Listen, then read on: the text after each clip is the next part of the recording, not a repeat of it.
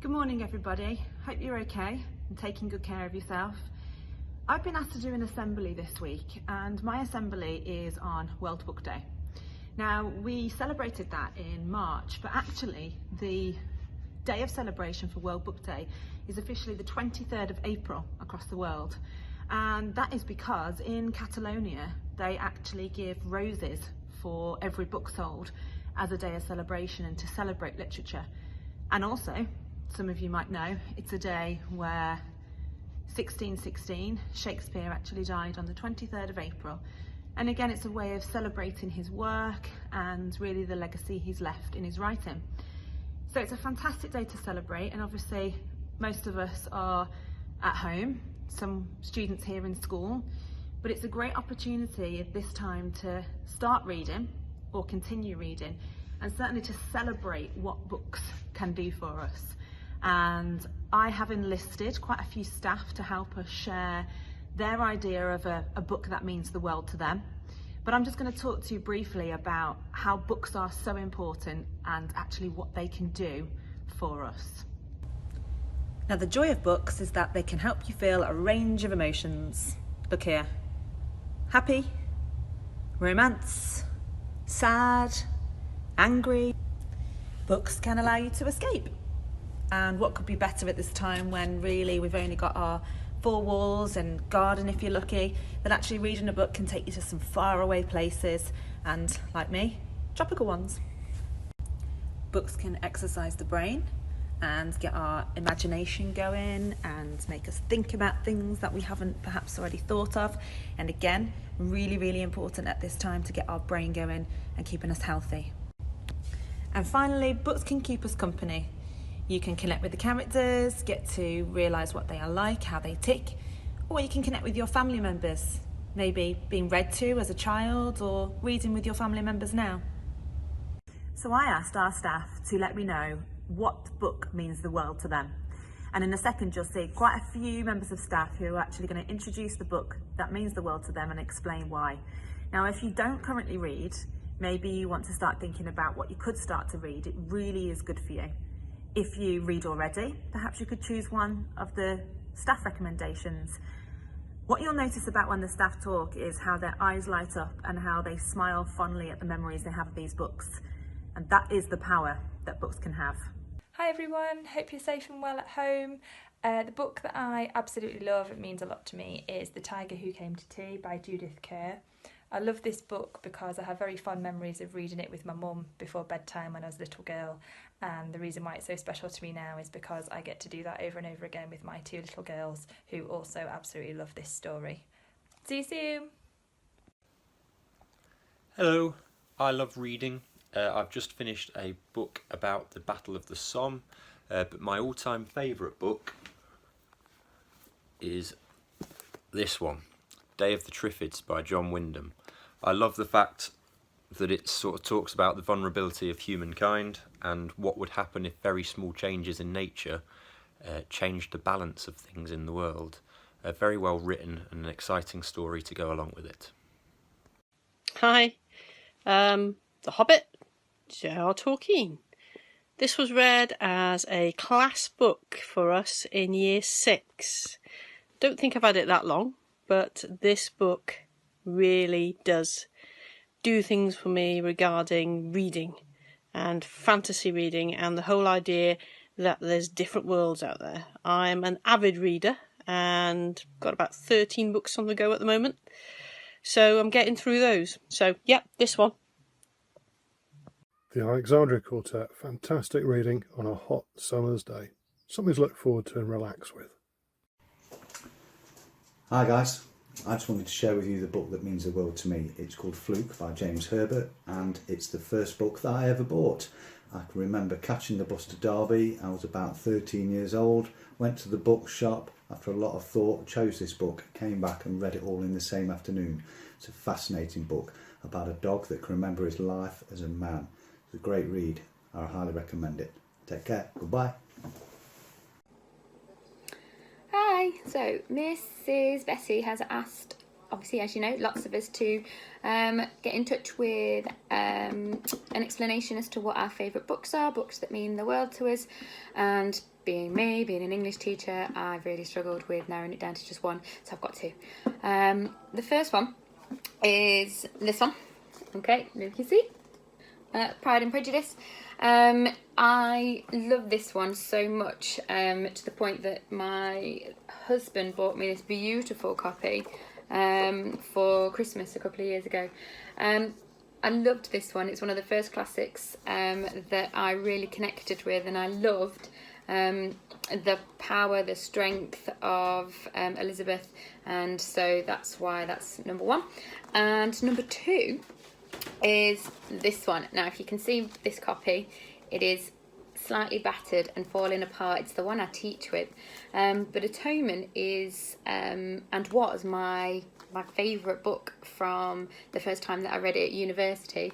Picked it up on a shelf. I'd got to read other McEwan works, not this one but other ones, and I picked this one up and I read it, and it was the very first book that I got to the end and had to go back and start at the beginning because my mind had been blown. I didn't see the end coming.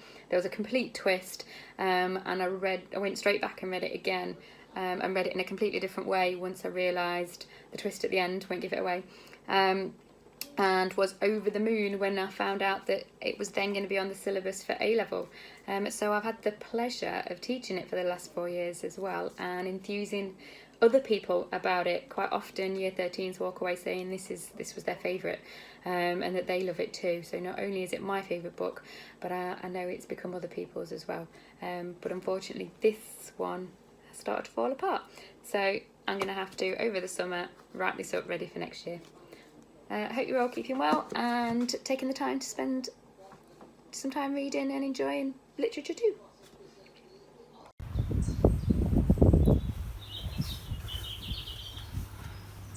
So I've just been asked an impossible question as to what my favourite book is, or a book that's had a great impact on me.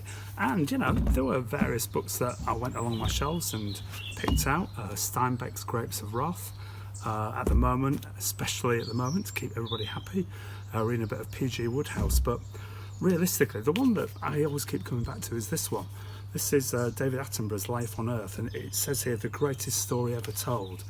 And if you just look at some of the chapters, we've got the infinite variety, the first forest, the swarming hordes, the conquest of waters, the invasion of land. It reads like some epic adventure story, and the true thing is, it's real, and it's out here.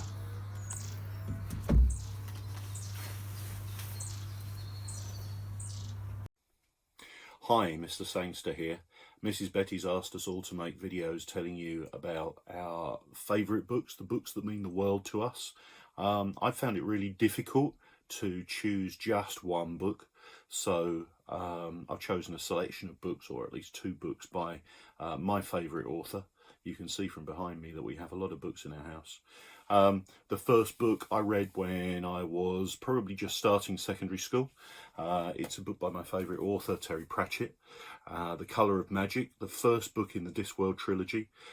This book is funny, it's fantasy fiction, but most importantly, I think it takes everyday silly situations and takes the mickey out of them and makes it just really funny, really enjoyable to read. My other book that I chose is Good Omens by Terry Pratchett and Neil Gaiman. Again, Terry Pratchett, my favourite author, but this book's recently been made into a TV programme, and it's been on Amazon Prime and on BBC Two. Really worth watching, but the book is so much funnier than the TV series. Books are by far better than films or TV series. Read a book. Really good. My book, which means the world to me, is called The Mill on the Floss by George Eliot. It's the only book which has ever made me cry. It was completely devastating, such a shock at the end. The writer, George Eliot, she's from the Midlands, had a connection with Derbyshire. She took a man's name. She was completely ahead of her time. And also this particular copy, it was given to me by a friend at university, and she's still one of my best friends today. That's my book that means the world to me. This is one of my favourite books. I like it because of the storyline, it's about a woman who's trying to escape domestic abuse, mainly to benefit her child. And even though it was set in the 19th century, it's still very relevant today. The best book ever for me is Gone with the Wind by Margaret Mitchell. I read this when I was a teenager and it blew me away. But because I'm a librarian, I think I should be allowed more than one book. So I have chosen this one, Winnie the Pooh. If you haven't read it, you should read it, because it's all about friends sticking together and remembering what's important, and that's what we need now. I think by far the book that had the biggest impact on me was a book called 7 Years in Tibet, which is by a guy called Heinrich Harrer, who was a German mountaineer, and he went to Nepal and Tibet to essentially try and climb a mountain, and ended up, during the outbreak of World War II, he wound up living in Tibet, which at the time was a closed kingdom to foreigners. But it's very much about his kind of relationship with the Dalai Lama and the kind of impact that his conversations with him had on both the Dalai Lama and on Heinrich Harrer himself. And so it's a really enlightening book about a culture that's very, very different from our own, and about the impact that one culture can have on another. It's a really positive book, and it certainly had an impact on me, a very positive one. So if you get a chance to read it, I would highly recommend it. 7 Years in Tibet. Hello all, this is for Mrs. Betty and their assembly. My favourite book that really sort of, I suppose, set me off on travelling was The Beach by Alex Garland.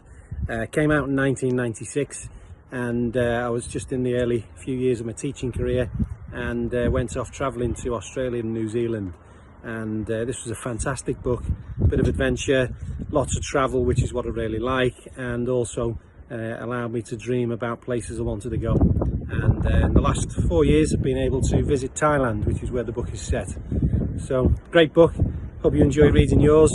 Hope you're enjoying the weather whilst we can't be in school, and look forward to seeing you all soon. Take care guys, bye bye. Happy reading. Take care of each other. Take care of yourself. Bye.